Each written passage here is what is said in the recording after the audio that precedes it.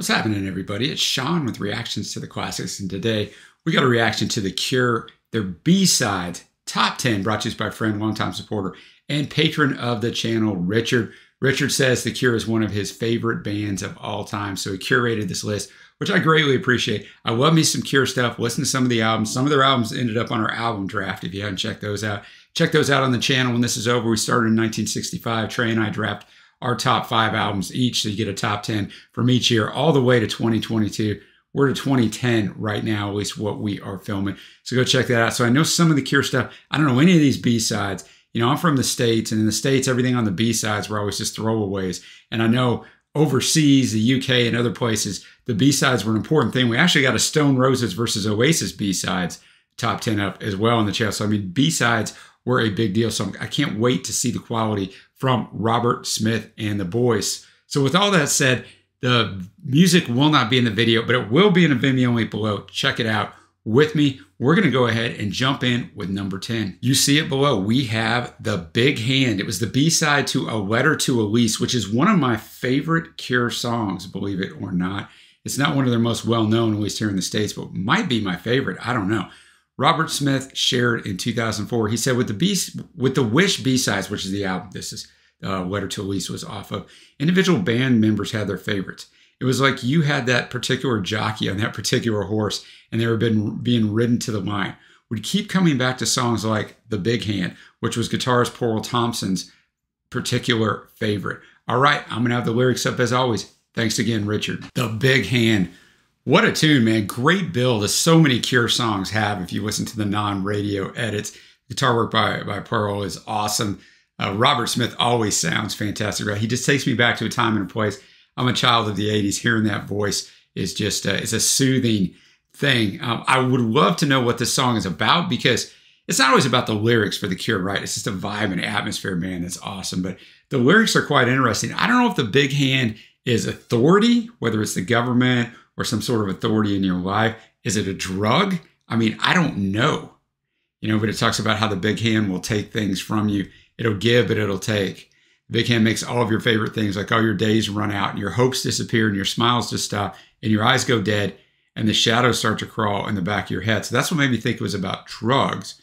But I don't know, because some of the other stuff sounds like it might be government or some sort of authority. But either way, man, that was a great way to start. And if that's number 10, then I'm really looking forward to getting to the rest of these. We're up to 9. We got Halo, the B-side to the fantastic Friday I'm in Love. My 15-year-old daughter loves that song right now here in 2022. Shows you the staying power of these guys. I don't have any research on this song. A lot of these songs was hard to find anything on just because they're B-sides. Halo. What a song. Also a nice little build. It's less than 4 minutes long, but a nice little build on this one. Love the bass work on this, the guitar, a little bit of keys in there. You just feel the emotion in Robert's voice. This is actually to someone that he cares about, that he loves, that is his everything, right? And he keeps talking about that. You are my everything.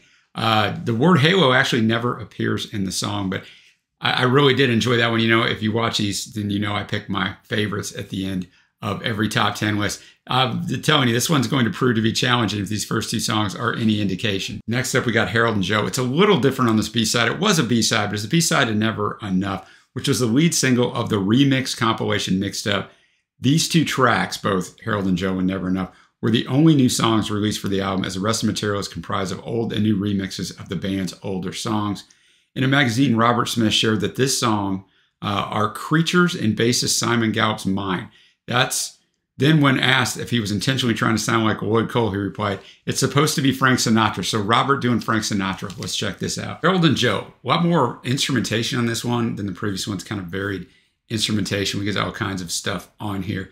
The bass work is absolutely fantastic, which if this was a figment of, if Harold and Joe were a figment of Simon Gallup's, the bassist imagination, as Robert Smith said, it makes sense that there's a lot of bass work in here because Simon had a lot to do with this song. Harold and Joe only comes at the very end of it. So imagine if you were listening to this back in the day, it didn't have the beauty of the internet and research and all that good stuff of going, what is this song about? I don't know. But what it is about, it's just it's a guy who's in total, I guess it could be a girl too, who are in total control, right? Nothing phases him. nothing shakes them. And it's just kind of it's a funny song, really, because it's just arrogant. Nothing ever gets in my way. Nothing ever gets on my mind. Nothing ever makes me stop to think about nothing of the kind.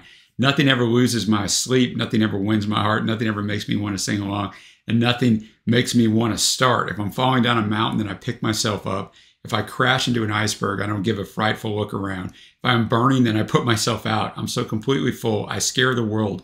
Oh, all the world, all inside out. So this gives you a little glimpse into the lyrics. They're funny, man. They're great. So nice offering there. Then we go to number 7, Fears of Ghost. It was originally released as a non-album B-side on the Love Song, the fantastic Love Song maxi singles. It grew out from a demo new keyboardist Roger O'Donnell brought to the band. Its original title was The Other Side because O'Donnell wrote it in his Toronto apartment from where, on a clear day, he could see the other side of Lake Ontario. When Boris Williams heard it, he commented it sounded like the soundtrack for the film The Fog, which is a Adrian Barbeau, if I remember right, John Carpenter film in the early 80s. That's what my early 80s mind tells me. O'Donnell later wondered if the final title, Fear of Ghosts, was inspired by Williams' nickname for the song. F for fear, O for of, and G for ghost. Fog? I don't know. All right, let's check it out. Okay, Fear of Ghosts, totally different than anything else we've listened to so far.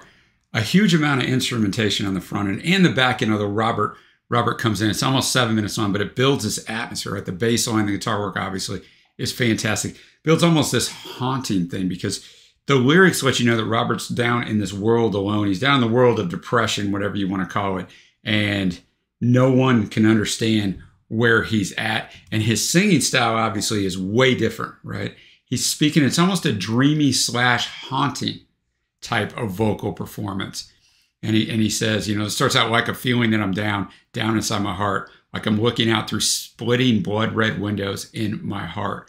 From a higher up than heaven and a harder down than stone, shake the fear that's always clawing, pulls me clawing down alone. And the further I get from the things that I care about, the less I care about how much further away I get. I just thought that was powerful. And he says, I'm lost again with everything gone and more alone than I've ever been. I expect you to understand, to feel it too. So I expect you to have this empathy. But I know that even if you will, you cannot ever help me, nor can I ever help you. So, I mean, that one was, I liked it because it was different. Just a really good song. Shows you their versatility. Now we go to the number 6 offering, To the Sky. It was from Stranger Than Fiction compilation. It was the only completed unreleased song of the 86-87 Kiss Kiss Kiss Me recording sessions. Only available on the rare Fiction Records promotional CD Stranger Than Fiction. Finally saw a release in 2004 in the Rarities anthology Join the Dots. Robert Smith said, To the Sky was an unused track from the Kiss Me sessions. I don't particularly like it. That's why it didn't get released. But when Bill asked to use it on his Fiction sampler CD, I didn't see why not. To the Sky. I don't know if it's about, he's thinking about this girl and he's kind of hovering above to the sky, right, to heaven. So I don't know if he's dreaming, because he talks about getting up, if he's high, or he could have died, I guess. That would be it. That would be my last choice there. But dreamy vocals, getting a little bit from Robert. Great instrumentation. A little bit different sound than the stuff we've heard so far. So I could see why Robert maybe didn't like it. I like it. It's probably my least favorite so far, but I can see how the difference in it would appeal to people as well. I can see why Richard picked it at number 6. So now we are to our top 5. We're the shortest track on here by far. We have Too Late. It's an alternative jangle pop shoegaze song with melancholy lyrics about the missed opportunity of romantic connection. Originally released as a flip side to The Cure's highest charting song in the U.S. Do you know what that is, Cure fans? Yeah, it's a love song. It was later included on the anthology Join the Dots, a collection of B-sides and rarities. And I didn't get into it, but The Cure basically have 2 distinctive sounds, and fans are divided on which sound they like the best. I don't know which one I like the best either, but this love song era has definitely a different sound to it. Too Late, definitely you see the different sound, the jangly pop, the guitar, the jangly guitar, the shoegaze, because Robert's mixed a little deeper in the mix there on his vocals. I mean, you can still hear him quite well, but it's not to the forefront. So I like that. I like the change up in sound. Basically a metaphor, Too Late, for, he talks about waiting for, he's watching this girl that he likes, but he's always too late. They never meet. It's kind of what I get out of this, kind of, it may be a bigger metaphor for just in life we can't quite connect with the ones who we wished we could, and they may never even know it. So like that one. Now up to number 4, we got This Twilight Garden, the B-side to High, the lead single of the great album Wish. Robert Smith shared he has long felt it should have been included on the album. Okay. Years after its release, The Guardian called it a tantalizing glimpse of a sound that The Cure could and perhaps should have followed further. Unlike the harsh, horrifying worlds they've often lauded for creating, it is a dreamy and delicate with echoey guitars and soft pillows of rippling noise that you want to hunker down and hide away in. I just thought that was a great description, so I included it. And then Robert himself told Record Collector magazine in 2004 that he wanted This Twilight Garden on Wish, not as a B-side, as I mentioned a minute ago. He said, This Twilight Garden is my favorite B-side of all. Wow. It's got a lovely atmosphere to it, and I can't understand how that didn't get on Wish, while something like Windy Time did. Sorry to you Windy Time fans. It made me realize that even when sequencing an album, a better song would get left off for the sake of the album as a whole. I never thought Windy Time worked, but whenever we tried to replace it, the album seemed to go soft. But I think it was a mistake to leave This Twilight Garden off. That is high praise. This Twilight Garden, what a good song, man. What is an atmosphere that is built up to kind of like the quote from The Guardian that I shared. Robert kind of mixes in the songwriting, or the band mixes in the songwriting, some of the stuff we've already seen before, like the love and devotion for the girl and other things like environmental things. Like I lift my lips from kissing you to kiss the sky, cloud soft and blue, and slow the sun melts down into your golden words for me. I lift my hands from touching you to touch the wind that whispers through. This twilight garden turns into a world where dreams are real. No one will ever take your place. I'm lost in you. They do that in kind of a dreamy type of sound effect in there a little bit, or Robert changes up the voice a little bit in there for that. So a good offering and a really good description from The Guardian that I read at the beginning. So shout out to The Guardian. Now we have Just One Kiss, the B-side to Let's Go to Bed. Robert shared that it was, quote, the song I felt should have been the A-side. About a night I once had ...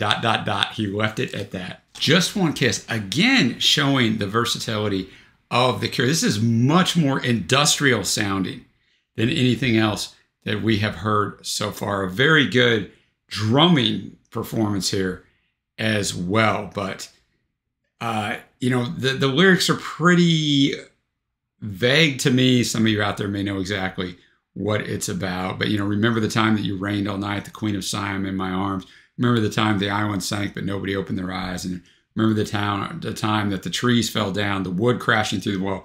Remember the sound that could wake the dead, but nobody woke up at all. So first verse, nobody opened their eyes. Second verse, nobody woke up at all. And somebody died for this. Somebody died for just one kiss, just one kiss. And it goes on from there. So not exactly sure the meaning, but a very interesting sound here for The Cure. Like I said, very industrial sounding. All right, we got 2 tracks left in Richard's top 10 B-sides of The Cure. We got Babel. It is one of 2 B-sides released on the first single from Disintegration, which was an absolutely fantastic album, which varied by country. In the UK and Europe, it was the flip side to the album's first single, Lullaby. In the US, Babel was the flip side of Fascination Street, the first single released in the US because of its inclusion on the soundtrack to the 1989 film Lost Angels. Robert Smith was asked where the backward noises on Babel came from, to which he responded, television. All right. Babel starts with the TV, ends with the TV. Not a lot of lyrics in here, much more keyboard driven. I mean, it's not keyboard driven, much more keyboards than in a lot of the other songs. Not much to the lyrics. He's just depressed, right? Nothing ever changes, nothing ever moves. I swim around in circles in the same old lifeless room and talk about the mirror man, the whispers in my ear again. The hot and sticky pillow man is smothering my face again. Nothing ever changes, nothing ever moves. And it just kind of goes on. And at the very end, he's like, shut up, shut up, shut up, shut up, and let me breathe. He does have one line in here and babble out in simile. So I guess that's where we get the babble plus the stuff at the start and the ending. All right, drum roll, please. We're to number 1. I won't change the Spotify. And we got The Exploding Boy, the B-side to In Between Days, and that's all I got on it. Let's check out Richard's number 1 Cure B-side. The Exploding Boy, Richard's number 1 Cure B-side in his top 10 list. My only complaint on this song is it could have been longer. It's only 2 minutes, 54 seconds. I couldn't hear a word you said. I couldn't hear it all. You talked until your tongue fell out, and then you talked some more. I knew if I turned away, I'd turn away from you, and I couldn't look back. So he's got to stay there, right? He knows this. Tell yourself we'll start again. Tell yourself it's not the end. Tell yourself it couldn't happen. Not this way. Not today. Not today. So he just repeats the verse and chorus again. I thought that was great. I thought the drumming was great, but I thought Robert in particular was fantastic on this one. A nice choice for number one, which is going to segue me into my favorite tracks. There wasn't a song I did not like on here. I liked them all, and some of them were very unique, but I tried to be judicious and not choose everything as a favorite. So my honorable mentions are going to be Halo, Too Late, and this Twilight Garden. My favorites, ironically enough, are the first song that we had and the last song that we had, The Big Hand and The Exploding Boy. So once again, thank you to Richard for bringing this one. Thank you to all the patrons who make this thing go. If you have to be a patron, check out the Patreon link below or the patron link on the end screen. Let me know what you thought of this top 10. How do you rank them? What did you like? What did you not like? All right, guys, until next time, I will see you.